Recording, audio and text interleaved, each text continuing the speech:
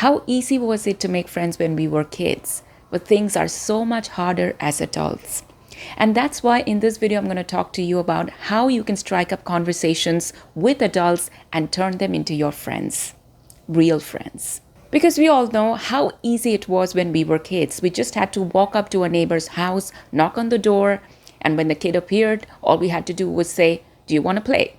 And just like that, we were friends. Real good friends, friendships that lasted for years. There's this saying that a best friend is a person who signed up for all the fun and games but ended up being the therapist. But to replicate that level of friendship as adults is superbly difficult.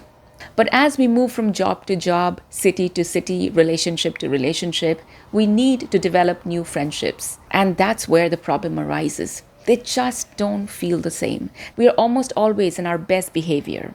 But if you're in your best behavior, they're really not your friends. They are acquaintances. So is it even possible to make friends as adults? Great question. By the way, if you like staying updated with communication tips and hacks like this, then do like and subscribe to this channel and let's get going. I would tell you that it is possible to make friends as adults, but that friendship will never be same as a childhood friendship. And that is where every relationship is going to fall short because we will constantly compare it with our childhood. But a childhood is our formative years. Our friends help us become who we are. They expose us to ideas and experiences we wouldn't have otherwise. And for most parts, we didn't have a choice. We had to live where our parents live. We had to hang out with people our parents wanted us to hang out with. We had to go to the school and sit next to the classmates that our teachers made us sit in. So the main difference between a childhood friendship and an adult friendship is that there is no element of compulsion. If there is a dependency, it is very materialistic. Like if I have a problem, I should be able to call this person because now we don't have our parents around us. So we are considering these new friendships as substitutes for our parents, our family. Not just people to play with or hang out with or share our deepest, darkest secrets with. Well, here are a few markers to see whether a candidate is primed to be your friend in the first place. Number one, you need to be economically in almost the same place. If you're really poor and they're very rich or the other way around, it's not going to go far. Number two, your values and political opinions somewhat need to align, not entirely. Don't look for a perfect match. That is a problem. You should have some differences and you should be open to those differences. They should bring to the table something that friends bring, like some common hobby, something common to do. They should not be so busy that they are never able to give time to you. They're never able to keep appointments with you. In fact, not even able to answer your messages on time. Then they're either not ready for friendships or not ready to be your friend. As you meet that person more often, this person opens up more towards you. It shouldn't feel like after knowing them for a year, you still don't really know much about them. Like if they had a surgery, you should know some details about that surgery. If they found a job, they should share something about the job interview with you. So something that goes beyond generic information. But the most important point to develop friendships as an adult is that you should have a common schedule. That overlap, that time spent together is what is going to make you real friends. And before I get into the next point, if you're enjoying the content, do like and subscribe.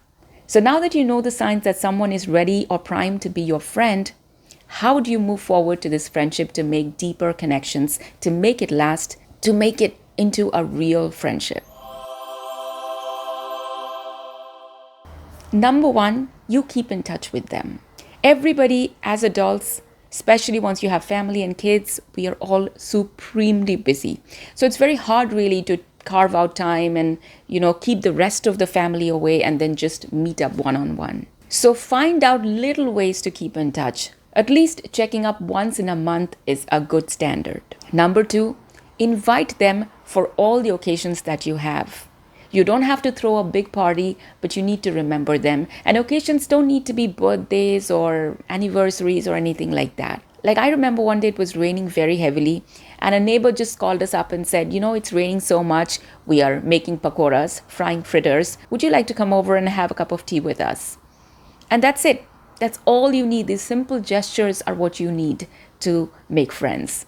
Number 3, conversations. With every meeting, push your conversation into a little deeper territory. Don't come on too strong too early, just like dating. Don't ask the hard questions on day 1. But as you move from meeting to meeting, dig a little deeper, share a little more, and see how it goes. And this last point that I'm going to make, it is critical just not for your friend, but also for you, money. Whenever you're going out, make the money part really clear. Who's going to pay for what? There is no problem with clarity. Whatever you're comfortable with, put it up front. So let's say a friend pays you right now and you're supposed to pay up once you get home or something like that.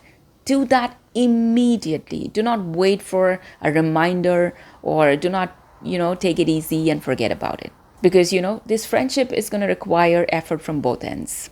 By the way, this is a brand new channel, and the thing with brand new channel is only when you like and subscribe, another person gets to know whether it's worth watching. So I hope you will like and subscribe, and I will see you in the next video. And I also hope that you make a ton of new friends, and some of them really mature into deeper connections and real good friends.